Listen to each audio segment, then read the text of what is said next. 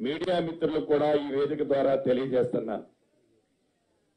ఏవైతే ఈ 1,25,00,000 అప్లికేషన్లు ఏవైతే ఈనాడు ఈ రాష్ట్ర ప్రభుత్వంలో ఉన్న అధికారులు చిత్తశుద్ధితో వాటిని డేటా ఎంట్రీ అంటే వీటన్నిటినీ కంప్యూటర్లో పొందుపరిచే కార్యక్రమాన్ని కూడా 6వ తారీఖు నుంచి చేపట్టారు. యుద్ధ ప్రాతిపదిక మీద ఏదో కాంట్రాక్ట్ బేసిస్ లోనో ఇతరత్రలో ఉన్న డేటా ఎంట్రీ ఆపరేటర్లే కాకుండా బయట నుంచి హైర్ చేసి యుద్ధ ప్రాతిపదిక మీద వీటిని క్రోడీకరించాలి అంటే ఇట్ టేక్స్ నియర్లీ ఈ నెల 25వ తారీఖు దాకా పట్టేటట్టుంది. అంటే 25 నుంచి 30వ తారీఖు లోపు ఈ డేటా ఎంట్రీ మొత్తం కూడా కంప్యూటర్లో పొందుపరిచి ఆధార్ కార్డుకి. మీ పిల్లలు ఇంటర్మీడియట్ మరియు ఎంసెట్ చదువుతూ సబ్జెక్ట్స్ లో కన్ఫ్యూజ్ అవుతున్నారా? కాన్ఫిడెన్స్ లెవెల్ తక్కువగా ఉందా? రిపీటెడ్ మిస్టేక్స్ చేస్తున్నారా? అయితే మీకోసమే ఉంది rise app. 1 lakh question bank, performance analysis, online classes by experts, ఇంకా మరెన్నో ఫీచర్స్ తో మీ ముందుకొచ్చింది rise the perfect guide. Description లో ఉన్న లింకును ఉపయోగించి సబ్స్క్రైబ్ అవ్వండి.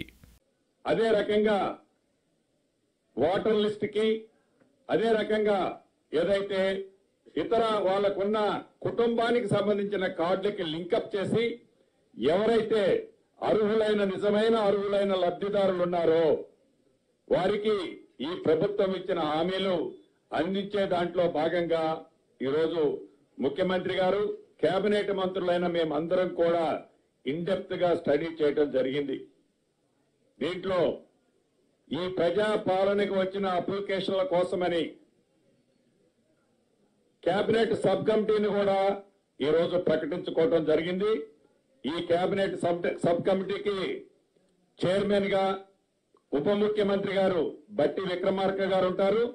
దాంట్లో IT and industry minister Sridhar Babu గారు, నేను అంటే మేము housing and revenue and I&PR మంత్రిగా మేమిద్దరము దాంట్లో సభ్యులుగా, ముఖ్యులైన అధికారులు కూడా దాంట్లో సభ్యులుగా ఈ కమిటీలో ఉంటారు.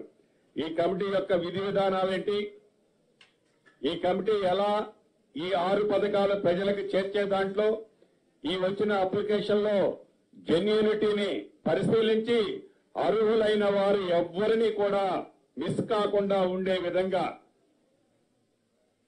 డేటాని పూర్తిగా సేకరించిన దాన్ని కంప్యూటర్లో భద్రపరిచి దానిని అర్హులైన వారికి పథకాలని ఇచ్చే ప్రణాళిక ఈ కమిటీ తీసుకొని ఈ కమిటీలో చర్చించిన తర్వాత కేబినెట్ లో దాన్ని ఎమ్మటే ఇంప్లిమెంటేషన్ చేసే కార్యక్రమాన్ని కూడా చేపట్టబోతున్నాం.